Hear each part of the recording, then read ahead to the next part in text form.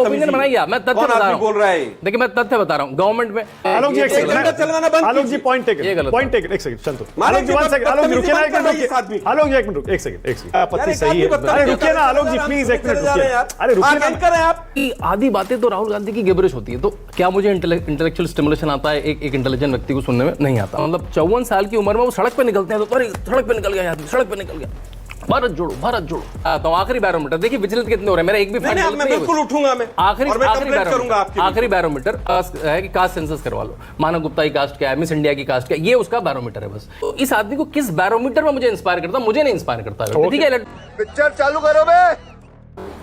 देखिए मुझे लगता है कि देश के प्रधानमंत्री से पहले आज तक इतना झूठा प्रधानमंत्री कोई नहीं आया, इतना विभाजनकारी और विभत्स प्रधानमंत्री कोई नहीं आया।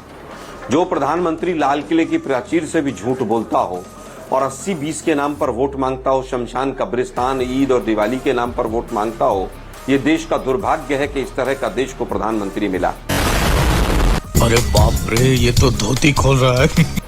अब बात आती है कि राहुल गांधी जी के परिवार ने तो बलिदान दिया है, इनके यहाँ से तो चूहिया नहीं मरी, इनके यहाँ तो आरएसएस वाले मुखबरी करते पकड़े गए थे। खैर उसका जिक्र क्या करना, जिस दिन गद्दारी की देश ने 70 साल तक इनको बाहर रखा, आज 70 साल के बाद इनको मौका मिला, तो ये मौका मिला तो उसके बाद भी फिर भी समाज को बांटने में, विद्वेष फैलाने में उसी काम पे लगे रहे। 8-8, 9-9 हजार करोड़ के जहाज में चलते हैं और गरीब का बेटा, अरे सैकड़ों अपने मित्रों को अरबपति बना दिया और गरीबों को गरीब बना दिया। शर्म करो, भगवान से डरो। उसका यही संकल्प था उनका, शायद उनका संकल्प केवल एक है कि मित्र प्रथम, मेरे मित्र जो हैं वो सबसे पहले, बाकी देश भाड़ में जाए। अब उनको बुद्धिहीन और मूर्ख क्यों ना कहा जाए। हाँ, आज जिस तरह से मुझे मोदी जी हंसी के आती है कांग्रेस प्रवक्ता के राजनीतिक दिवालियापन पर कि इनके पास विषय नहीं होते तो किस तरह से बोलते हैं। अरे भाई झूठ की बात ये तो सुप्रीम कोर्ट ने कही है ना, तमाम इसी इलेक्शन देश की जनता बात छोड़िए तो सुप्रीम कोर्ट ने कहा, माफी मांगा हारते अपने झूठ के लिए। मैं गलत हूँ तो बताइए मानक जी। अरे भाई किस चीज के लिए माफी मांगी? सुप्रीम कोर्ट को सर्टिफाइड झूठा जिसको तय कहेंगे। अबे साले, आप चौकीदार चोर है ये कहने के लिए कभी माफी नहीं मांगी,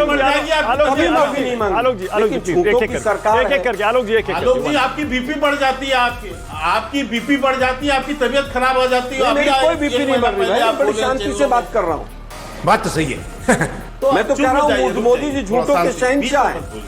उत्तर दीजिए ना कि मैं 50 एक सेकंड रुकिए जरा, एक सेकंड रुकिएगा जरा। आलोक जी एक तो आलोक जी के आवाज का ऑडियो का लेवल थोड़ा ठीक करिए, कम आ रहा है थोड़ा सा। अरे देवा, ये गड़बड़ है बाप। नहीं, मैं कह रहा हूं कि देखिए देश के सुप्रीम कोर्ट ने बाकायदा राहुल गांधी को झूठा कहा और उनको अपने झूठ के लिए माफी मांगनी पड़ी है। ये कोई भारतीय 70-75 साल के राजनीतिक इतिहास में पहली घटना थी, किसी पार्टी का राष्ट्रीय अध्यक्ष माफी मांगे। दूसरी बात, किस चीज के लिए अभी इन्होंने कहा झूठ पे झूठ तेरी माँ की। आप नहीं बताएं कि भाई मोदी जी जो है करोड़ों के प्लेन में चलते। तो मैं पूछना चाहता हूं, राजीव गांधी, इंदिरा गांधी जो है बैलगाड़ी में चलती थी, ये लोग बैलगाड़ी में चला करते थे। जो ये 8,000 ये 10,000 करोड़ की जो उसमें, अरे भाई प्रधानमंत्री हैं, वाह वाह वाह वाह वाह वाह वाह, सुरक्षा के लिए उनको जाना पड़ता है। बहुत हुआ, ये बैलगाड़ी में चले हैं क्या? अब मुझे लगता है देश भर का करोड़ों रुपए अब रुक जाए प्लीज। ये घोटालेबाज कांग्रेस अब रुकिए और हमको ज्ञान दे रही है। अब रुकिए ना, क्या बोला तूने? पहले क्या बोला? चल, तो आपने हिंदू रन, जनेऊधारी सब देखा, आपको शांडिल्य ब्राह्मण सब देखा उन्होंने, लेकिन वो भी नहीं चला, ना स्टेट चुनाव में चला, ना नेशनल इलेक्शन में चला। जब इनको पता है कि राम मंदिर का उद्घाटन होने वाला है, मेजर हिंदू कंसोलिडेशन होगा, तो 1 साल पहले से कास्ट सेंसस की बात करनी शुरू करी। कास्ट सेंसस का तीर उन्होंने नीतीश कुमार के कंधे पर रख के छोड़ा, लेकिन वो तीर भी कहीं लगा नहीं जाके, क्योंकि उसके बाद राजस्थान, मध्य प्रदेश, छत्तीसगढ़ हार गए। तेरा तो गेम बजाना पड़ेगा। तो लेकिन उनके पास और कुछ बचा ही नहीं भाई। अब मेरे पास तीर ही 2 थे, या तो मैं मुस्लिम अपीसमेंट कर लूं, या मैं हिंदू अपीसमेंट कर लूं, या मैं हिंदू कंसोलिडेशन करने सॉफ्ट हैंड खेलूं, या मैं कास्ट का कार्ड करूं। तो लगा इन सब में बेस्ट मेरे पास कास्ट ही कार्ड, जिससे इतनी सारी रीजनल पार्टी पल रही है, तो मैं भी पल जाऊंगा। मुस्लिम पार्टी तो मैं हुई, तो मुस्लिम वोट तो मैं ले लूंगा। अबे कौन है बे तू? तो उन्होंने वो तार मारना शुरू करा। उनको भी, आपको पता है, हम कांग्रेस के लोगों से भी इंटरनली बात करते हुए कहते 50 आ जाएंगे, 60 आ जाएंगे, उनको लगा भाई 99 आ गई। तो अब लग रहा है कि जितना भी चला चला, और तो मेरे पास कुछ है नहीं। लेकिन अभी हमारी बात हुई, सबने कहा कि क्या चुनाव ही बैरोमीटर है। तभी मैं लिख रहा था कि और बैरोमीटर क्या हो सकते हैं अगर मैं किसी नेता को नापूं। देखिए, मैं इंटेलेक्चुअल आदमी, किताबें लिखता हूँ, मैं राहुल गांधी को सुनता हूँ तो मुझे कोई इंटेलेक्चुअल स्टिमुलेशन नहीं होता कि मुझे हाई आता, वाह क्या सुना। हाँ बेटा, लगता है तुम गू खा के ही मानोगे। मतलब शशि थरूर से मैं एग्री नहीं करता हूँ, लेकिन आनंद आता है सुनने में। चाहे नरेंद्र मोदी हो, अरुण जेटली को पहले सुनते थे, पीयूष गोयल को सुनते थे, तो भाई आधी बातें तो राहुल गांधी की गिबरिश होती है। तो क्या मुझे इंटेलेक्चुअल स्टिमुलेशन आता है एक इंटेलिजेंट व्यक्ति को सुनने में? नहीं आता। चलो ठीक है, वो वैसा व्यक्ति नहीं है, मैं वो जनता के व्यक्ति हैं। अब जनता के व्यक्ति हैं, वो एसपीजी प्रोटेक्शन में पले बड़े हैं, महलों में पले बड़े हैं, उनकी कोई गलती नहीं है। जा पूछ क्या। अब उनके लिए जो पॉवर्टी है, जो गरीबी है, जो भारत का समाज है, वो ट्यूशन की क्लास है। वो कि भाई ट्यूशन दे देगा कोई उनको, भाई ये भारत ऐसा होता है, भारत में गरीबी ऐसी है। अब उसके ट्यूटर कौन है? जयराम रमेश। वो ट्यूटर भी उसी टाइप के हैं, विदेशी टाइप के। जयराम रमेश, सैम पिट्रोडा, मतलब, और उनके लिए हमने बार इतने मिनिमम कर लिए हैं कि 54 मतलब 54 साल की उम्र में वो सड़क पे निकलते हैं तो अरे सड़क पे निकल गया आदमी, सड़क पे निकल गया, भारत जोड़ो भारत जोड़ो, मतलब सड़क पे आ गया आदमी, देखो कितना चल रहा है। भाई ये तो जली ना, तेरी भी जली ना। ये तो मतलब एक बेयर मिनिमम, एक नेता को सड़क पे रहना, जनता के बीच रहना, ये तो लोग कर करके छोड़ दिया उन लोगों ने। अभी आ रहे तो बेयर मिनिमम। अब मैं कहता हूँ चलो वो जनता के व्यक्ति नहीं है, अब वो पार्लियामेंटेरियन कैसे हैं?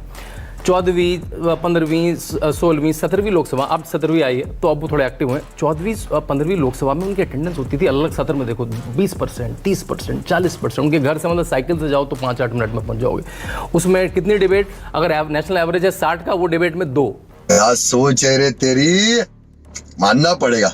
नेशनल एवरेज 300 क्वेश्चन का, उनके क्वेश्चन 0। प्राइवेट मेंबर बिल शायद उनको पता ही नहीं होता क्या है।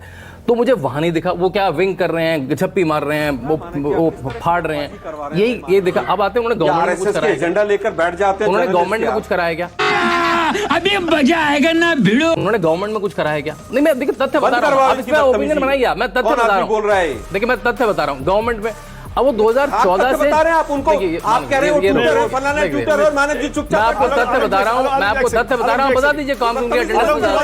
one second. आलोक जी एक सेकंड चलवाना बंद। आलोक जी पॉइंट टेकन, एक सेकंड चल तो। आलोक जी 1 सेकंड, आलोक जी रुकिए ना एक मिनट। आलोक जी एक सेकंड प्लीज, एक सेकंड। वो शायद उनको नहीं, शायद उनकी आपत्ति सही है। अरे रुकिए ना आलोक जी प्लीज, एक मिनट रुकिए। अरे रुकिए ना, अरे रुकिए जी, एक रुकिए तो सही। मैं आप ही की बात कह रहा हूँ, पॉइंट टेकन, सही कह रहे हैं आप।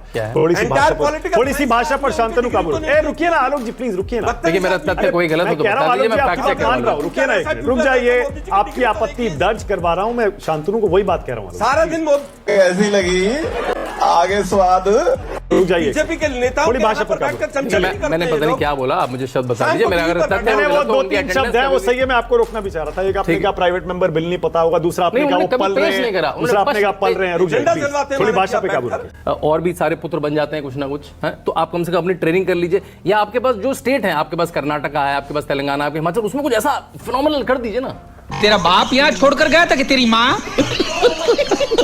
देखा है आपने कुछ कर्नाटका में वही गड्ढे हो रखे हैं, बैंगलोर की उन्होंने हालत खराब कर दी, हैदराबाद की उन्होंने हालत खराब कर दी है, तो वहां पे वैसा कुछ कर दे। अब आता है इलेक्टोरल परफॉर्मेंस, जो बात हुई कि वो बैरोमीटर है क्या।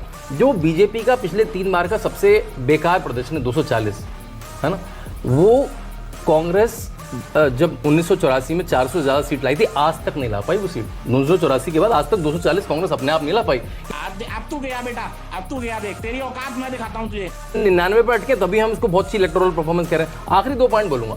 अब एक और बैरोमीटर है कॉन्स्टिट्यूंसी में, उन्होंने कुछ कर लिया, हम कहते हैं स्टार कॉन्स्टिट्यूंसी। मुलायम सिंह यादव ने भी अपनी कॉन्स्टिट्यूंसी स्टार कॉन्स्टिट्यूंसी कर लिया और चमका दी। अमेठी में उन्होंने क्या कर लिया, रायबरेली में क्या कर लिया, वायनाड में क्या कर लिया, नीलबंटी सन्नाटा। अरे आलोक जी रुकिए ना प्लीज। अरे आलोक जी आप आखिरी बात पे आता हूं, आखिरी बात पे आता हूं। आखिरी बैरोमीटर देखिए विचलित कितने हो रहे हैं। मेरा एक भी फैक्ट मैं बिल्कुल उठूंगा मैं। आखिरी बैरोमीटर। अब उनका विजन क्या है, उनका विजन सुनता हूं, है ना। विजन क्या है? Caste census.